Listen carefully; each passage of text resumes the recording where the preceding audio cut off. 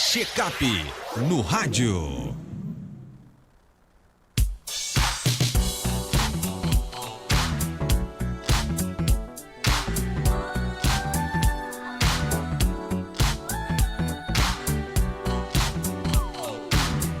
Check-up no rádio, hoje com o médico Otorrino Toino Lobo. Seja bem-vindo aqui ao nosso Panorama 95 Toino. Bom dia. Muito obrigado, Marcos. Bom dia a você, bom dia a Geraldinho, bom dia a todos os ouvintes. O nosso tema de hoje é Síndrome da Apneia Obstrutiva do Sono. E aí? Bom, a apneia obstrutiva do sono, ou a síndrome desta doença, é caracterizada por uma interrupção do fluxo respiratório. A gente, quando respira, o ar entra pelo nariz ou pela boca, natural que seja pelo nariz. Depois do nariz ele vai passar pela garganta, faringe, laringe, naturalmente. Depois vai pela traqueia, brônquios, bronquíolos, pulmão, e aí esse é o fluxo normal.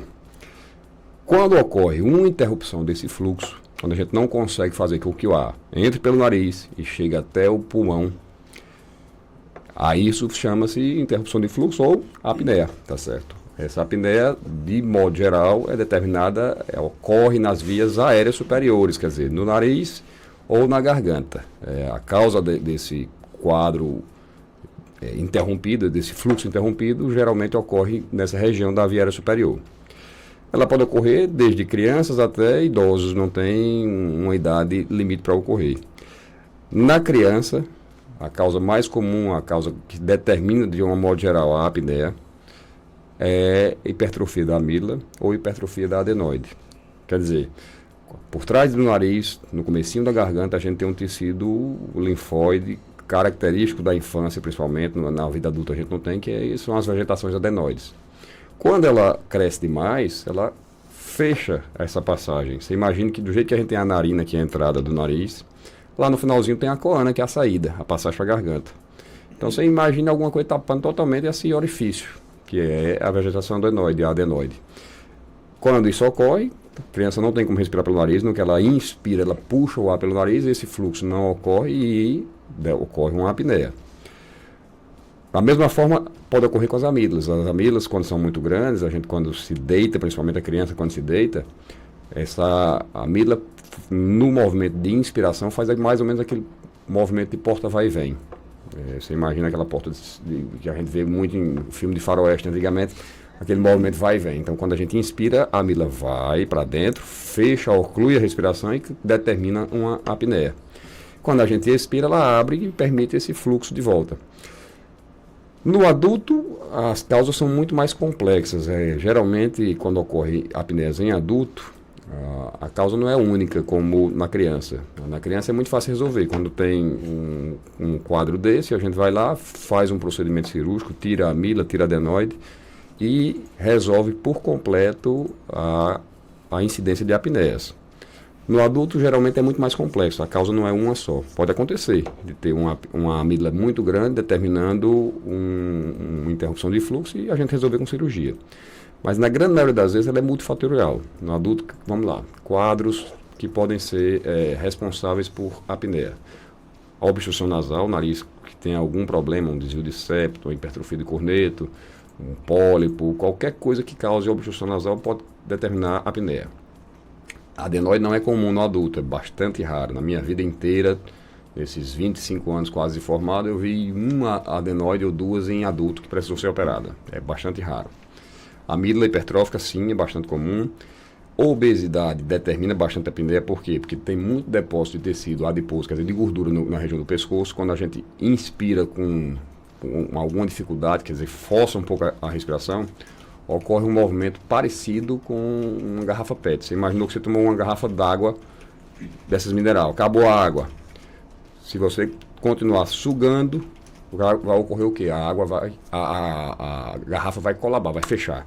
Muita criança faz isso por brincadeira, muito adulto inclusive faz isso às vezes, e é mais ou menos esse movimento que ocorre com a nossa garganta quando ocorre uma apneia nesse sentido aí, o colabamento das estruturas da faringe, ela fecha e não permite que o ar flua naturalmente. Aí determina também a apneia. Então, obesidade, a posição da língua, a língua muito projetada posteriormente, então são muitos fatores que podem determinar a apneia. O fato é que quando ocorre a apneia, seja em adulto ou seja em criança, você imagine que na nossa respiração a gente precisa dela para quê? Para que ocorra uma oxigenação do sangue. O sangue ele carrega oxigênio para o nosso corpo como um todo, os nossos órgãos, e devolve oxigênio para a natureza, gás carbônico para a natureza, melhor dizendo. Então, isso só ocorre por causa de dois sistemas: o sistema circulatório, que leva tudo isso e traz de volta, e o sistema respiratório, que faz essa troca gasosa, fornece oxigênio para o sangue e leva oxigênio de volta para a natureza. Então, se há uma interrupção frequente nesse fluxo, naturalmente não vai haver uma oxigenação satisfatória do sangue. Quer dizer, muita gente ouviu falar em saturação sanguínea na época da pandemia.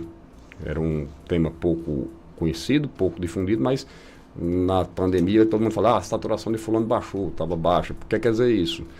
O grau de oxigenação das células do sangue estava baixo. Então, quem tem muita apneia, ocorre bastante dessaturação durante uma noite, principalmente isso ocorre durante o sono. Então, durante uma noite, se você tiver um índice de apneia alto, naturalmente você tem tendência a ter um índice de dessaturação alto, quer dizer, de pouca oxigenação sanguínea. E isso, obviamente, para um dia, para 2 dias, não vai causar grande preocupação. Só que para a vida inteira, ou para longo prazo, o risco de problemas cardiovasculares, principalmente, quer dizer, doenças do coração, doenças do sistema circulatório relacionadas principalmente a AVC, esse risco aumenta muito, exponencialmente. Há um risco muito maior para uma pessoa que tem apneia de desenvolver essas doenças do que para aquelas pessoas que nunca tiveram apneia na vida. Então, a apneia tem que ser resolvido o quanto antes. A gente não vai ficar tendo um índice de apneia numa pessoa alto quando esse problema pode ser resolvido. Então tem que resolver. Na criança, como eu disse, é relativamente fácil a solução desse problema. No adulto, não tão fácil. Muitas vezes a gente precisa recorrer a artifícios, digamos assim, para solucionar o problema. Para se descobrir se a criança tem apneia, só a observação dos pais é suficiente. Aquela respiração ruidosa, sufocando, parando às vezes alguns segundos de respirar, isso aí é indicativo de obstrução nasal e síndrome da apneia obstrutiva do sono. Na maioria das vezes não precisa recorrer a exame complementar. Já no adulto é mais complexo um pouco a coisa, porque a gente tem que saber o grau desse tipo de ocorrência, o quanto está ocorrendo de apneia, o quanto está ocorrendo de dessaturação. Para adulto, geralmente, quando a gente tem suspeita, tem que se recorrer a um exame chamado polissonografia. A polissonografia monitora uma noite inteira do paciente, de sono, obviamente, nos fornece alguns parâmetros importantes. Primeiro, o quanto tem de ronco, geralmente a apneia está relacionada com ronco. Pessoa que ronca muito, tem algumas paradas de respiração não liga, porque aquela parada é longa, uma parada de segundos na respiração durante o sono, tem que suspeitar de ronco e apneia e tem que investigar e tratar. Então, vai nos fornecer esse parâmetro de quanto a pessoa ronca, das consequências desse ronco, obviamente, quanto está trazendo de apneia, de hipopneia, de problemas que levem à interrupção do fluxo do ar, e da consequência mais importante disso é a questão da saturação sanguínea, o quanto está ocorrendo de dessaturação e o risco cardíaco originado por isso.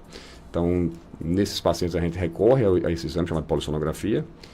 Se for indicativo realmente de um índice alto de apneia, quer dizer, apneia grave, tem 4 graus. O resultado do exame nos fornece 4 graus. O exame normal, a apneia leve, a apneia moderada e a severa. Nos pacientes que têm apneia severa, tem que se intervir sempre, tem que fazer alguma coisa para corrigir isso sempre. Nas moderadas a gente tem que sempre ajudar também, tentar diminuir. Na leve a gente fica mais em observação, mas tentando melhorar esse padrão. Mas sempre que ocorre um índice alto, tem que se recorrer a alguma coisa. Em alguns casos, perda de peso, atividade física, esse tipo de mudança de comportamento pode ajudar bastante, mas se for grave, raramente só isso resolve. Se tiver alguma causa mecânica, alguma obstrução nasal, alguma coisa que leve a dificuldade de respirar pelo nariz ou na garganta, cirurgias podem também ser indicadas. Mas para alguns pacientes a única solução é o uso de um aparelho chamado CPAP. CPAP, ele cria uma pressão positiva permanente na via aérea. É um aparelho que, no que a pessoa respira, ele joga um ar, uma certa pressão que não permite esse colabamento das estruturas e, consequentemente, a pessoa não ronca mais e também não tem mais apneia. Então, em alguns pacientes, essa é a única solução, mas é uma solução que traz conforto, a pessoa vai passar a dormir bem, passar a ter uma noite sossegada de sono, e traz segurança em termos de saúde, que a pessoa não vai ter as consequências daquela apneia constante que a pessoa vai ter durante a vida inteira se não resolver. O ouvinte aqui diz que geralmente ele acorda ofegante, né? E quer saber se tem alguma relação com possível apneia. Grande chance, grande chance.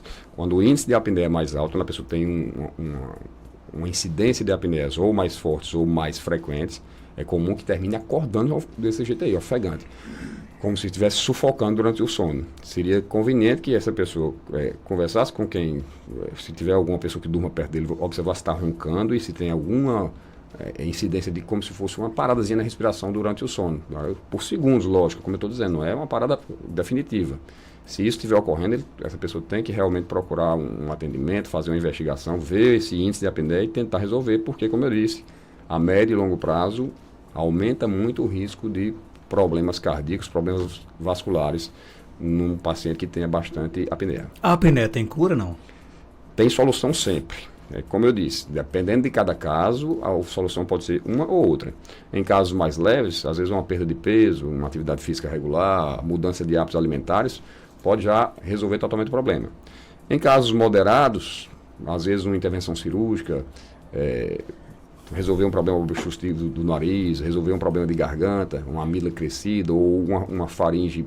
A gente hoje também recorre a uma cirurgia chamada faringoplastia lateral, que é como uma plástica na faringe para enlarguecer a garganta. Então, nas pessoas que têm essa tendência da garganta ser mais estreita, esse procedimento cirúrgico também pode ser usado. Mas em alguns outros, a única solução é o uso desse CPAP.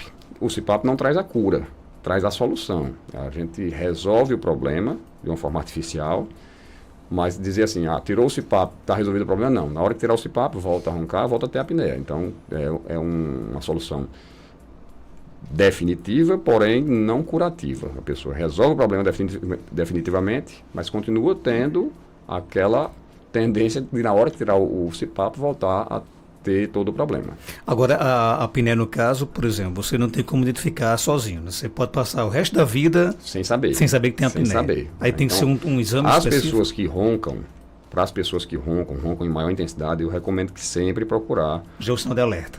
É um sinal de alerta importantíssimo, que a apneia, na grande maioria das vezes, está associada diretamente ao ronco. É muito, muito comum, principalmente em adulto, aqueles adultos que roncam e roncam bastante.